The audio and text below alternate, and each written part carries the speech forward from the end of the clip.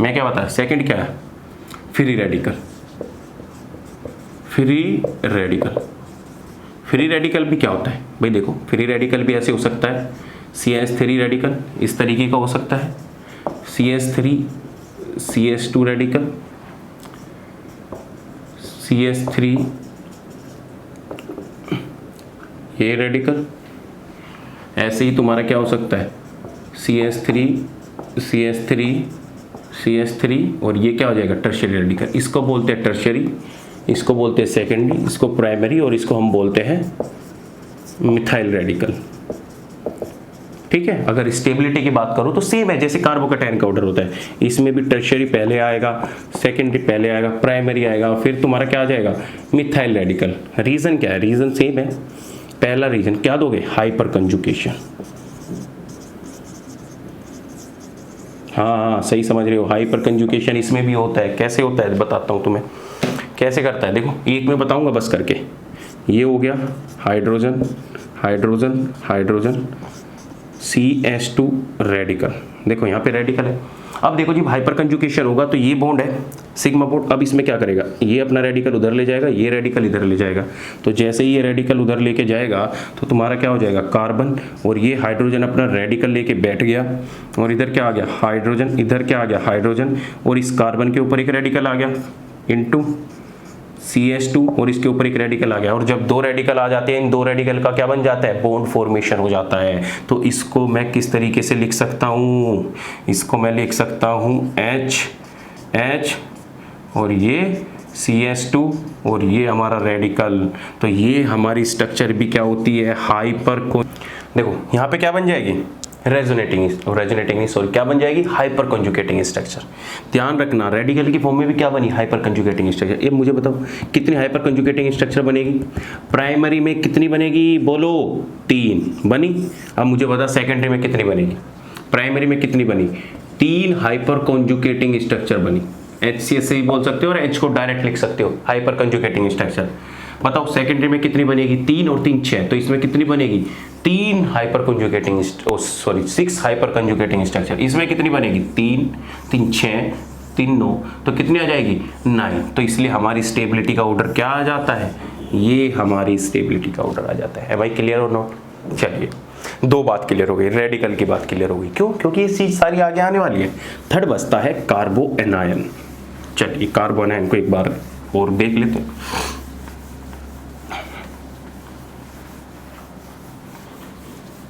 देखो कार्बो एनायन को, कार्बो एनायन क्या कहता है, कार्बन के ऊपर नेगेटिव चार्ज, यही तो कहता है।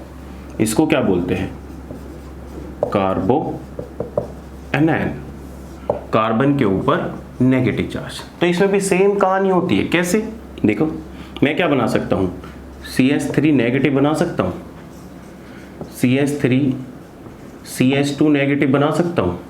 अरे बना सकता हूं कि नहीं, ऐसे ही CH3 हाइड्रोजन ये नेगेटिव चार्ज बना सकता हूं कि नहीं बना सकता, बोलो। ऐसे ही मैं क्या कर सकता हूं, टर्शियरी भी बना सकता हूं, CH3 और ये क्या आ जाएगा, नेगेटिव चार्ज। ये क्या हो गया, टर्शियरी कार्बन आयन, ये क्या हो गया, सेकेंडरी कार्बन आयन, ये क्या हो गया, प्राइमरी कार्बन आयन, और ये क्या हो गया, methyl carbon ion, methyl कार्बो anion. चलिए अब मुझे बताओ कि इनकी स्टेबिलिटी क्या होगी, बताओ क्या स्टेबिलिटी का ऑर्डर होगा, बोलो। तो जो तुम सोच रहे हो ना 3 2 1 मिथाइल, गलत सोच रहे हो। रीजन क्या है मेरे भाई, अब देख ध्यान से देख, कार्बन के ऊपर नेगेटिव चार्ज है, कार्बन के ऊपर नेगेटिव चार्ज मतलब किसी के ऊपर इलेक्ट्रॉन डेंसिटी पहले से ही हाई है, ऊपर से तुमने 3 मिथाइल ग्रुप और ऐड कर दिए। तुमने क्या किया, 3 मिथाइल ग्रुप और ऐड कर दिए, तो ये 3 मिथाइल ग्रुप इस कार्बन पर और ज्यादा इलेक्ट्रॉन डेंसिटी इंक्रीज करेंगे, और जब बहुत ज्यादा इलेक्ट्रॉन डेंसिटी कार्बन पर हो जाएगी तो हमारा कार्बो एनायन स्टेबल हो जाएगा।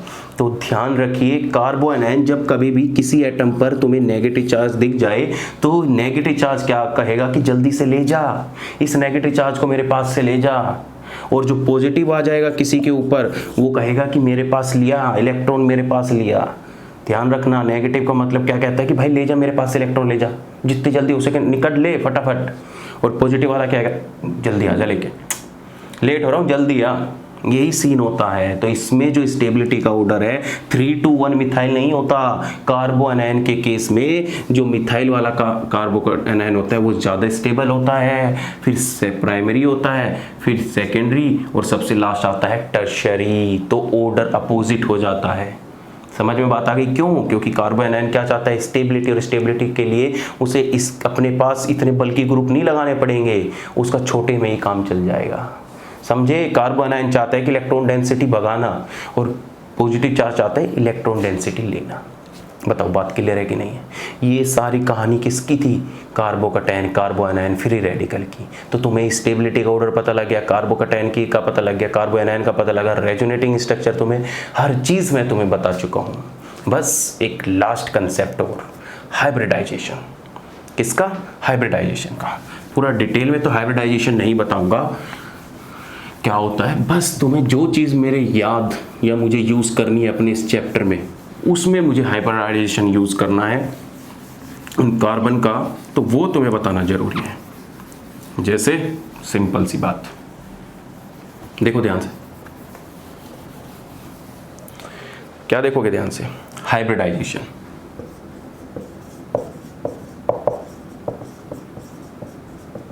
हाइब्रिडाइजेशन देखो, हाइब्रिडाइजेशन केमिकल बॉन्डिंग में भी तुम निकालते हो। किस फॉर्मूले से? हाइब्रिडाइजेशन का क्या फॉर्मूला लगाते हो? हाइब्रिडाइजेशन इक्वल टू होता है हाफ प्लस के मोनोवेलेंट प्लस के वैलेंस सेल इलेक्ट्रॉन माइनस के कटायन चार्ज, माइनस के कटायन चार्ज और प्लस के एनायन चार्ज। ठीक है? तो इस फॉर्मूले से भी तुम निकालते हो। तो मैं भी इस फॉर्मूले से निकाल के तुम्हें बता दूंगा, लेकिन और भी इजी बताऊंगा। जैसे मैं पहले इस फॉर्मूले से निकाल के बता रहा हूँ। इस फॉर्मूले जैसे तुम्हें किसका निकालना है? CH3 पॉजिटिव का हाइब्रिडाइजेशन निकालना है। तो क्या करना है? देखो सिंपल सा, हाफ, क्या रूल लगाओगे?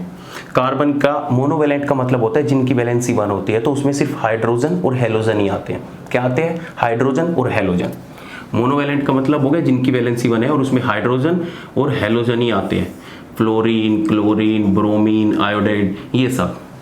वैलेंस सेल का कि आउटर मोस्ट में कितने इलेक्ट्रॉन है? तो कार्बन के आउटर मोस्ट में कितने होते हैं? 4। देखो 4 आउटर मोस्ट में हो गए, प्लस मोनोवेलेंट कितने अटैच है? 3। तो हमारा कितना आ जाएगा? 3। माइनस के कटायनिक चार्ज, चार्ज कितना है यहाँ पे? एक ही तो चार्ज है, तो माइनस के क्या आ जाएगा? 1। तो 4 3 7, 7 में से एक गया 6, और 6/2 इक्वल टू कितना हो जाएगा? 3। तो हमारा जो 3 होता है इसको हम स्टेरिक नंबर बोलते हैं। स्टेरिक नंबर आ गया 3, और 3 का मतलब क्या हो गया? हाइब्रिडाइजेशन कितना हो गया? तो कुछ नहीं करना, और सिंपल बताता हूँ। ऐसे लिख लो, देखो S P में कितने खाने होते हैं? 3। तो P P P, और D में कितने होते हैं? 5। D D D D, 1 2 3 4 D। अब स्टेरिक नंबर कितना है इससे? 3। तो 3 को काट दो, 1 2 3, तो कितने कटे? 3। हाइब्रिडाइजेशन क्या हो गया? sp2। तो हमारा जो कार्बोकैटायन होता है ये, इसका हाइब्रिडाइजेशन होता है sp2। बताओ एम आई क्लियर और नोट? बोलो क्लियर है कि नहीं है?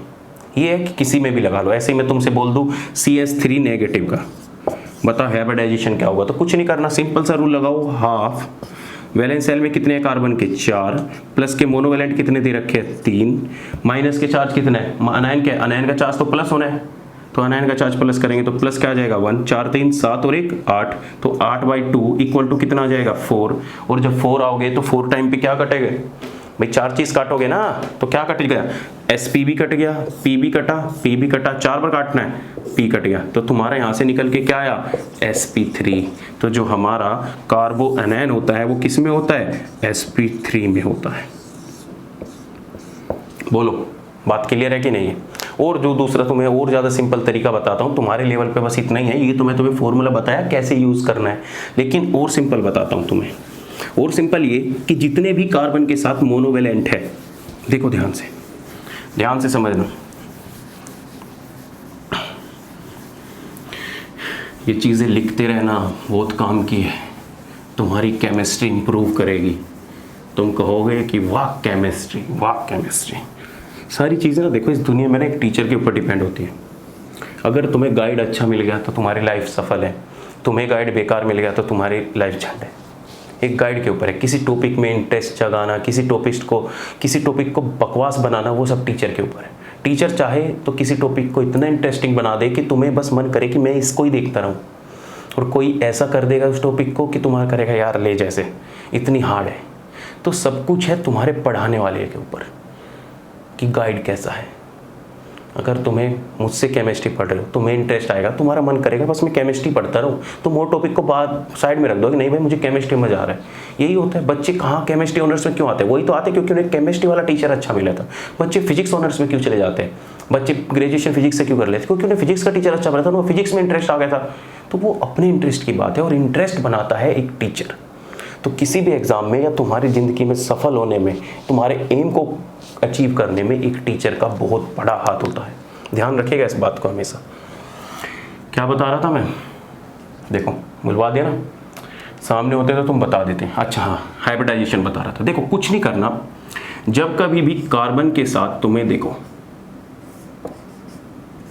कार्बन क्या होता है, हमेशा कार्बन के 4 ही बॉन्ड होते हैं। कितने हैं यहाँ पे? 1 2 3 4। तो जब 4 है तो हमारा हाइब्रिडाइजेशन 4 आएगा। तो तुम्हें क्या करना है? S P P P 3 होते हैं। अरे S में 1 खाना होता है, P में 3 होते हैं, और D में कितने होते हैं? तो तुम्हारा S P P से ही काम चल जाएगा, D की जरूरत नहीं पड़ेगी तुम्हें ऑर्गेनिक केमिस्ट्री में।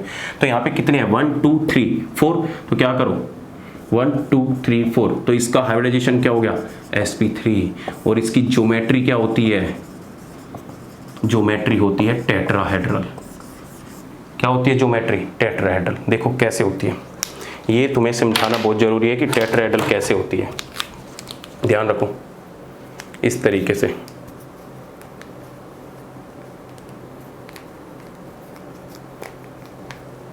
ये देखो, इसको बोलते हैं टेट्राहेड्रल ज्योमेट्री। देख रहे हो? देखो ध्यान से, इसको बोलते हैं टेट्राहेड्रल ज्योमेट्री।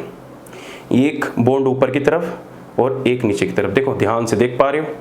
ये जो मेरा मुट्ठी से पकड़ रखा है ना, ये कार्बन है, और इसको हम बोलते हैं टेट्राहेड्रल ज्योमेट्री। मतलब कि एक हाइड्रोजन बॉन्ड यहाँ पे अटैच है, एक हाइड्रोजन बॉन्ड यहाँ पे, एक हाइड्रोजन बॉन्ड यहाँ पे, और एक हाइड्रोजन बॉन्ड पीछे की तरफ है। तो देखो ध्यान से, तुम्हें दिख नहीं रहा? दिख रहे हो? 2 चीजें प्लेन में होगी, एक अबव द प्लेन होगी। इसको पीछे वाले को बोलते हैं बिलो द प्लेन, और इन आगे वालों को बोलते हैं अबव द प्लेन। ठीक है? अब देखो मैं कैसे भी घुमा सकता हूँ इस ज्योमेट्री को, ऐसे भी करके दिखा सकता हूँ, ऐसे भी कर सकता हूँ। तो इसको हम बोलते हैं टेट्राहेड्रल ज्योमेट्री। तो जो जिसका स्टेरिक नंबर 4 होगा और sp3 हाइब्रिडाइजेशन होगा, उसको हम क्या बोलेंगे? बोलो जल्दी, क्या बोलेंगे उसको? उसको बोलेंगे टेट्राहेड्रल ज्योमेट्री। बात क्लियर है? ऐसे ही जैसे मैं तुम्हें देखो इसका दिखा रहा था, CH का, H का, लेकिन ये कटायनिक स्पीसीज पे नहीं चलेगा, ध्यान रखना, बस तुम्हारा तुक्का बैठ सकता है। इसका देखो, इसका हाइब्रिडाइजेशन क्या हो जाएगा? sp2। तो sp2 होने का मतलब हो गया कि ये हमारी प्लेनर स्ट्रक्चर है। क्या है? Planar structure. प्लेनर का मतलब क्या हो गया कि ये कार्बन हो गया, ये हाइड्रोजन, इधर से ये, इधर से ये, और ये क्या आ गया? Positive charge. चलो ध्यान रखना, ये सब चीज यूज होने वाली है। प्लेनर स्ट्रक्चर का मतलब क्या होता है? प्लेनर स्ट्रक्चर का मतलब होता है प्लेन में। ये देखो ध्यान से, बिल्कुल क्लियर बन नहीं रहा, ये देखो लो बन गया। ये क्या है? बिल्कुल एक प्लेनर स्ट्रक्चर। देखो ध्यान से, दिख रही है? 2 बॉन्ड इधर से, 1 बॉन्ड इधर से, और 1 बॉन्ड पीछे की तरफ। देख रहे हो? ये देखो बिल्कुल प्लेनर स्ट्रक्चर है। ये सारे के सारे एक प्लेन में, कॉपी जैसे बिल्कुल। अगर कॉपी पे मैं तीनों रख दूं तो ये प्लेनर स्ट्रक्चर हो गया। अब देखो, इसको हम प्लेनर स्ट्रक्चर बोलते हैं, और इसके पास अटैकिंग टेंडेंसी कि कब इसके ऊपर अगर कोई चीज अटैक कर सकती है तो वो ऊपर की तरफ से भी अटैक कर सकती है और नीचे की तरफ से भी अटैक कर सकती है। ठीक है? ये बात भी ध्यान रखना, ऊपर की तरफ से भी और नीचे की तरफ से भी आगे यूज होगी। क्या आ गया? कार्बोकैटायन हो गया। ऐसे कार्बोकैटायन का sp3 हाइब्रिडाइजेशन होता है, तो उसके लिए क्या फॉर्मूला यूज करना पड़ेगा? इसी के साथ साथ तुम्हें कुछ और, जैसे तुम्हें मैं क्या बता रहा हूँ, टेट्राहेड्रल, इसकी प्लेनर ज्योमेट्री होगी।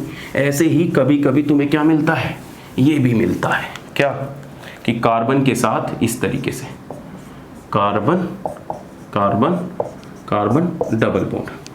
इसको भी हम क्या बोलते हैं कि ये जो कार्बन है ये sp2 हाइब्रिडाइज है, और ये कार्बन है ये भी क्या है? sp2 हाइब्रिडाइज है। क्यों? देखो इसके पास क्या है? 1 2, और इसको हम एक ही काउंट करते हैं, डबल बॉन्ड को हम एक ही काउंट करते हैं हाइब्रिडाइजेशन निकालते टाइम। तो इसको क्या आ जाएगा? 1। तो ये टोटल कितने हो जाएंगे?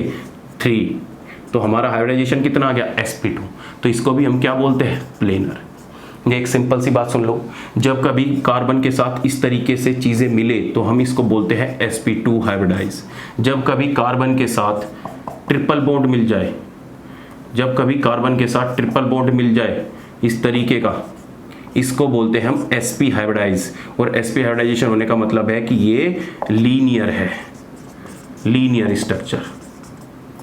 ठीक है, बस यही 3 चीज होनी है। कौन सी, sp3 हाइब्रिडाइजेशन जब चारों के चारों बॉन्ड प्रेजेंट हो, sp2 जब प्लेन में हो। sp2 क्या होता है, प्लेनर स्ट्रक्चर। जब कभी भी कार्बन के साथ डबल बॉन्ड, यहाँ कोई भी वैल्यू हो सकती है, जैसे यहाँ पे कोई भी वैल्यू हो सकता है a एटम, बस कार्बन के साथ तुम्हें डबल बॉन्ड दिखना चाहिए। देखो ये यूनिट कॉमन होगी तो हमारा हाइब्रिडाइजेशन क्या होगा, sp2 और प्लेनर होगा। ये यूनिट कॉमन होगी तो हमारा हाइब्रिडाइजेशन क्या होगा, sp और वो लीनियर होगा। एम आई क्लियर और नोट।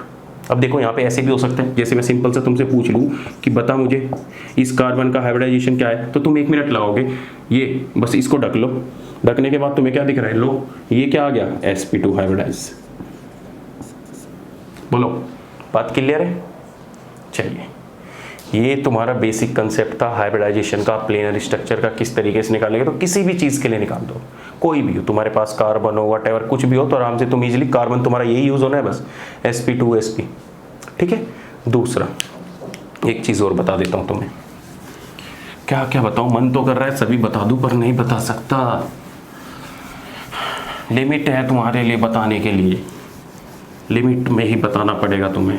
तुम अगर IIT JEE की तैयारी कर रहे होते तो मैं तुम्हें सब बताता, A to Z। 3 टाइप के कंपाउंड होते हैं, 3 टाइप के कंपाउंड कि एक एरोमेटिक होते हैं, एरोमेटिक कंपाउंड, एक एंटी एरोमेटिक होते हैं, ये तुम पढ़ भी चुके हो, और एक होते हैं non aromatic compound, non aromatic compound. देखो एंटी एरोमेटिक जो कंपाउंड होते हैं वो सबसे ज़्यादा स्टेबल होते हैं। कैसे, क्योंकि ये हकल रूल फॉलो करते हैं। हकल रूल क्या कहता है कि जब तुम्हारे पास 4n प्लस के 2 पाई इलेक्ट्रॉन रूल फॉलो होगा, n की वैल्यू क्या होगी, 0 1 2 3 4, तो हमारे जितने भी इलेक्ट्रॉन होंगे वो सारे के सारे एरोमेटिक होंगे। सपोज करो मैं n की वैल्यू 0 रख रहा हूँ, तो 0 रखने से 2 पाई इलेक्ट्रॉन होंगे। जैसे n की वैल्यू रखा तो इसमें क्या आ जाएगी, 6 पाई इलेक्ट्रॉन। जैसे n की वैल्यू 3 रखा तो 4 3 12 2 14 पाई इलेक्ट्रॉन। तो तुम्हारे लेवल पे सिर्फ यही है 6 पाई इलेक्ट्रॉन। और 6 पाई इलेक्ट्रॉन का सबसे बेस्ट एग्जांपल क्या है, बेंजीन। तो जो हमारी बेंजीन होती है इसमें कितने होते हैं, देखो 2 पाई इलेक्ट्रॉन, 2 पाई इलेक्ट्रॉन, और ये कितने हो गए, 2 पाई इलेक्ट्रॉन। टोटल कितने हो गए, 6 पाई इलेक्ट्रॉन। तो हम इस सिस्टम को क्या बोल देते हैं, एरोमेटिक बोल देते हैं। क्या बोल देते हैं, एरोमेटिक। एरोमेटिक की 2 कंडीशन है, एक तो कि उसे 4n प्लस 2 रूल फॉलो करना पड़ेगा, इसी को हम बोलते हैं हकल रूल। दूसरा, जो हर एक कार्बन है, हर एक कार्बन sp2 हाइब्रिडाइज होना चाहिए, ईच कार्बन sp2 हाइब्रिडाइज होना चाहिए। देखो ध्यान से, इसमें जितने भी कार्बन है, 6 के 6 कार्बन है, ये कार्बन है, ये कार्बन है, ये कार्बन है, ये कार्बन है, ये सारे के सारे sp2 हाइब्रिडाइज है कि नहीं है भाई, हाइड्रोजन छुपा है ना अंदर, ये क्या है, सारे के सारे sp2 हाइब्रिडाइज है, सब के सब। भाई यही तो स्ट्रक्चर होती है, तुम यही तो बनाते हो क्या, ये हाइड्रोजन, ये हाइड्रोजन, ऐसे ही तो बनाते हो। तो अगर देखो पीछे अभी अभी बताया था तुम्हें, ये कार्बन है, ये क्या है यहाँ पे, कार्बन ही तो है, ये क्या है, कार्बन ही तो है, अरे कार्बन ही तो है, बोलो ना, इतना खोल के दिखाना पड़ता है तुम्हें। अब देखो इसके साथ क्या है, अरे यही स्ट्रक्चर आ गया ना, इसको छुपा लो, double bond C, single single bond है, तो कार्बन का हाइब्रिडाइजेशन क्या हो गया, sp2। क्या हो गया, sp2। बताओ, सिंपल है। इन सारे कंपाउंड को बेंजीन के साथ कोई भी, अब तुम यहाँ पे बेंजीन के ऊपर कुछ भी लगा लो ग्रुप, तो बेंजीन अगर दिख जाएगी 6 पाई इलेक्ट्रॉन, तो इसका मतलब वो एरोमेटिसिटी है, बात ठीक है, वो एरोमेटिक कंपाउंड है, इनको बोलते हैं एरोमेटिक। सबसे बेस्ट एग्जांपल बेंजीन। अब देखो सेकंड आता है हमारा anti aromatic compound. Anti aromatic compound में भी क्या होता है कि जो हमारे एंटी एरोमेटिक कंपाउंड होते हैं वो 4n pi electron rule follow करते हैं। क्या रूल फॉलो करते हैं, 4n पाई इलेक्ट्रॉन रूल। जैसे n की वैल्यू कितनी हो सकती है यहाँ पे 0 1 2 3। तो अगर मैं इलेक्ट्रॉन की बात करूँ तो पहले क्या आ जाएगा, जिसमें 4 पाई इलेक्ट्रॉन हो गए वो एंटी एरोमेटिक होगा, जिसमें 1 2 3 4 एटैक्शन चलती चली जाती है। तो चू लेंगे तो 8 पाई इलेक्ट्रॉन वाले भी हमारे एंटी एरोमेटिक हो गए। तो कैसे एग्जांपल देखो, जैसे ये वाला एग्जांपल, ये क्या है, इसके पास 2 पाई इलेक्ट्रॉन, इसके पास 2 पाई इलेक्ट्रॉन, तो टोटल कितने हो गए 4 पाई इलेक्ट्रॉन। तो इस कंपाउंड को हम क्या बोलेंगे, एंटी एरोमेटिक कंपाउंड।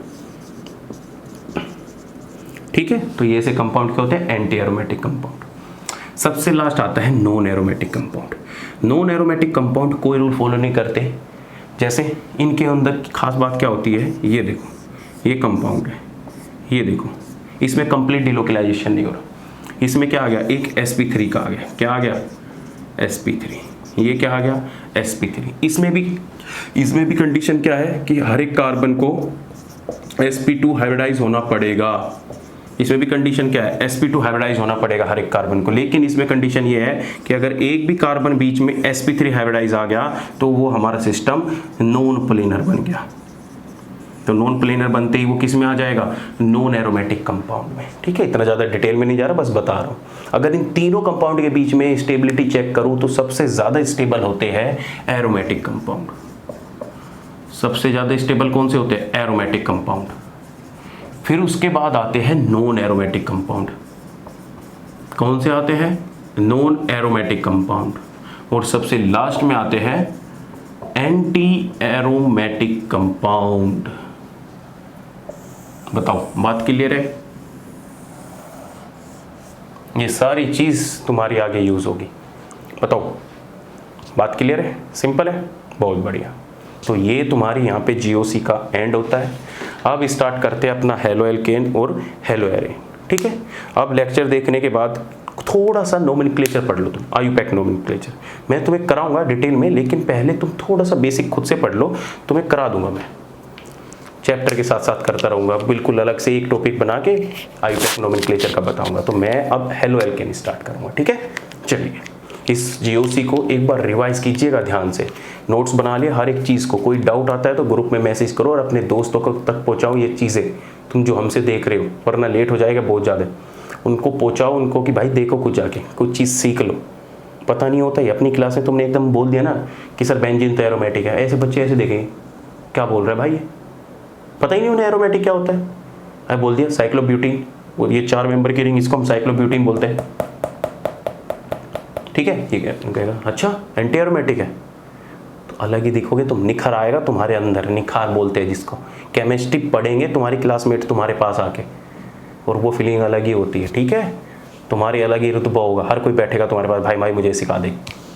तो चीज़ें सिखाओ, अपने बच्चों तक शेयर करो। ठीक है, चलिए